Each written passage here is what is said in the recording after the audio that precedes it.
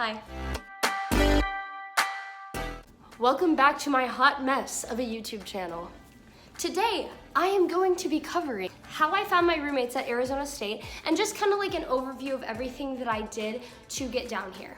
This might be a little bit of a longer video, so grab your popcorn, grab your teddy bear, or don't, just stick with me for a while. So before we get started in this video, I'm going to come out and say my parents were not very supportive at first of me moving to Arizona, so everything that I was doing was on my own because I was planning on not telling them. And like eventually some stuff happened and I ended up telling them and they were supportive of it and we came down to visit, all this different stuff. But right away they did not want me to go to Arizona, so they were like, no, you're not going. And I was like, watch me then. So then I was finding all of this stuff on my own. And this is where it kind of got messy. First up, we're gonna cover how I found my roommates. This is kind of a dramatic story, so learn from my mistakes and do your research before you get into this. So basically what happened was I was like, yes, I'm gonna go to Arizona State University. So I was like, I have to find somewhere to live close to campus now. So I got on Facebook, I searched up ASU housing page. I was going down in January, so it was a little bit harder to find people who were looking for roommates and finding people who were wanting to sublease. Most of the time, people are gonna be there for the entire year unless they're going abroad or they're graduating early. And I also didn't realize how much more expensive it was to live in Tempe, Arizona, close to the college, than it would be to live in an apartment in North Dakota or by where I lived. My budget was around like $700-800, and that doesn't really get you much in the entire scheme of things down here. I was finding people who wanted to look for apartments and people who were also coming down second semester, and they were like, oh, my budget's $1,000. Say, what do you, who? I looked for Airbnbs in the area where you could long-term Airbnb with other students, but I wasn't really having that much luck finding somewhere that I was like, yeah, I would be super comfortable there. And then all of a sudden, I find this post, and this girl posted something and said, hey, I'm looking for somebody to sublease my room in a house for second semester starting in January, and that's when I was moving down. Rent is gonna be $550 a month. I was like, ooh, girl. So I messaged her. She said, oh yeah, I don't live there, but I signed a lease there. And I'm just like, what? But she had explained that she had some family issues and had to stay home, so she couldn't go to ASU any longer. And the person that was living in the room that I would be living in was graduating, and that's why she only subleased it for one semester. So then I was like, okay, perfect. Can you show me who I would be living with? And can you kind of give me some details and give me the address? She gives me the address, I look, it's only about a mile from campus, it's about a mile from the Starbucks I was looking at working at. And I was like, okay, this is perfect, let's get it going. So I said, can you show me like the people I would live with? And so she sends me pictures, sends me all of their Instagrams. Wow, these girls are really pretty, they look nice, they're all in sororities, like it would be like a good house to live in, I'm pretty sure. I'm pretty ready to go forward on this. And I really didn't do that much research. I was just like, oh yeah, that sounds perfect, and I'd just sublease from you and I would pay her the money and she would send it to the landlord. Sounds pretty good in theory, right? No, not right. It was her job to write up a sublease and have the landlord approve it and send me the sublease for me to sign, basically stating that I have to pay her because I'm living in her room, and then she has to pay the landlord in return. She writes me up a sublease, but it is written as a Snapchat document. It was literally filled out with the letters and like writing of a Snapchat. And she goes, yeah, so you just sign this, you put it into Snapchat and you'll just sign it. My parents are gonna kill me. My dad is literally gonna chop my head off if I sign this. So then I took the document that she sent me, I transformed it into a PDF, I put it on my computer, and I signed it with an actual like signature through my computer, saved it as a PDF, sent it back to her, said, hey, this is what this is. And she was like, okay, perfect. A few days later, I was kind of like looking through my new soon-to-be roommates' Instagrams. Oh, like they're so pretty and stuff. And then I noticed something a little sketchy. This girl wasn't following any of them, and none of them were following her. So instantly, I am like, what did I just sign? And I'm thinking, oh my gosh, I'm gonna be out this much money, like this is gonna be bad. I agreed to pay a deposit of $800, the cleaning fee, plus for 1 month of rent, which is usually what a deposit is. The cleaning fee was a little bit high for what I expected, but I was like, oh, that makes sense. $250 cleaning fee, whatever, for 1 room, but whatever. I think that I was a little like masked by the like pure want and like excitement of going down to Arizona and like living there and moving there and being there and going to ASU, that I kind of like let a lot of logic like fly out of my head. So I messaged one of the girls on Instagram and I said, hi, like I just signed a sublease to live with you and I paid a deposit, and I noticed that the girl that I signed the sublease from wasn't following any of you guys on Instagram. I'm just wondering like if I'm getting scammed right now. And she texts me back and she goes, oh my gosh, like, no, we have somebody else living in that room. And she was like, this is like a huge mistake. So then I'm like, oh, great. Like I found somewhere to live and I can't live there anymore.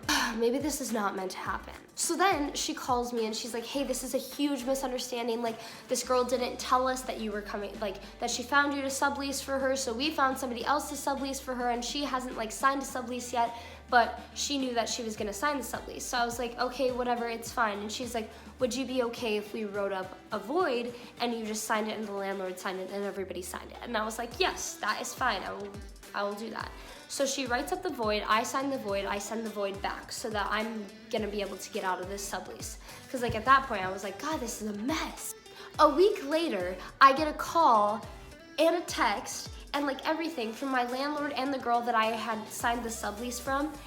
And they were like, hey, like she decided not to sign this, like you're living there instead. But I hadn't gotten anything from the girls who were gonna be my roommates. So I was like, what is going on? And then I called the roommate that I had messaged first on Instagram and I was like, hey, what is going on? Like they're saying that I'm living here and all this different stuff is happening and I just signed a void and all of this.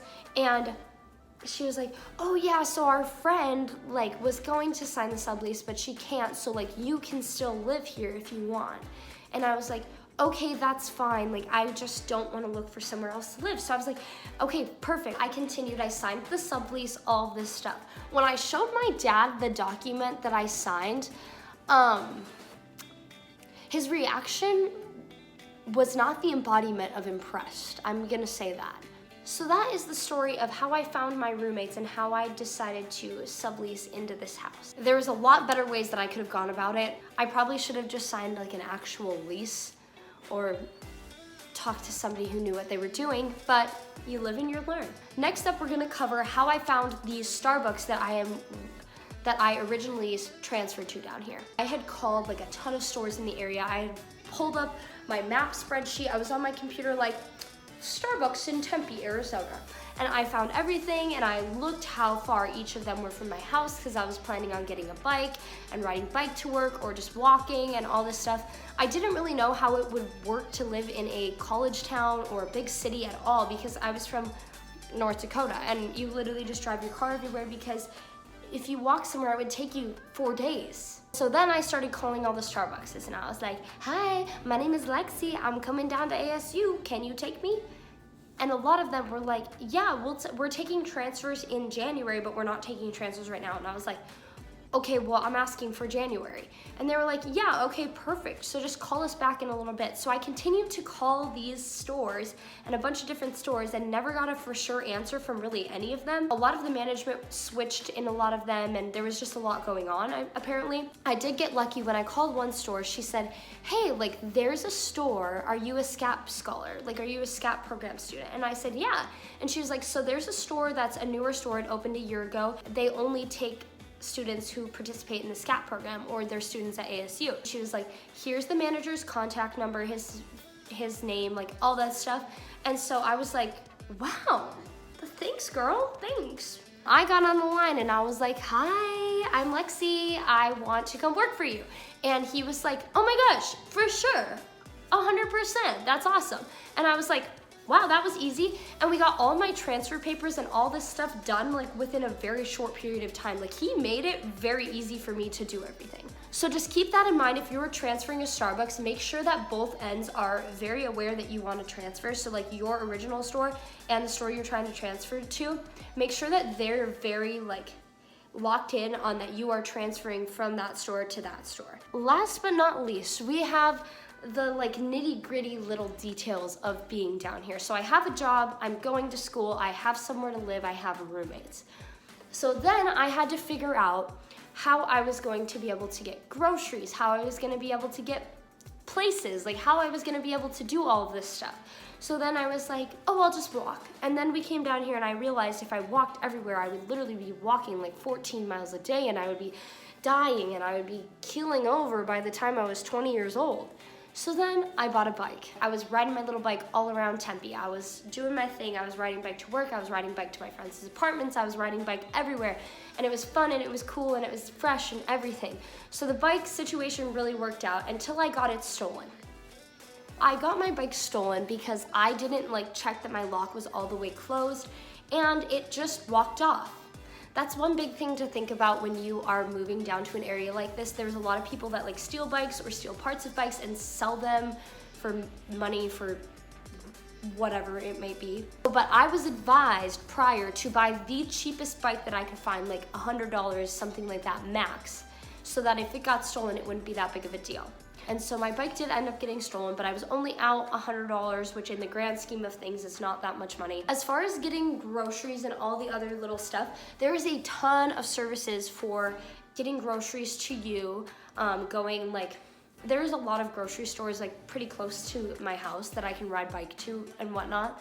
But there's certain things that you can get for cheaper at different places, like if you order them on Amazon or Sam's Club or Walmart or Target, and you order some of the non-perishable things you need to your house, it's gonna be a lot cheaper than going to somewhere like a Fry's, a Safeway's, a Sprouts, like to get certain non-perishable things. I do like to go to an actual grocery store to get my produce, but since I do have some so close to me, it's really nice because it's pretty easy, and then I take my backpack with me, I bike there, I take my backpack with me, and I toss everything that I got into my backpack and I come home. So that concludes the kind of roadmap that I took to get down to ASU and how I kind of am figuring out everything, my life in Tempe, all that different stuff. My next video is going to be covering how I spring rushed and I joined a sorority and what happened with that. I'm gonna give you a little synopsis, a little story, and just my whole experience on the thing. So tune in next week to see that video. Thank you so much for watching and sticking with me through this entire long, dragging on video of the week. I will see you next week. Thank you.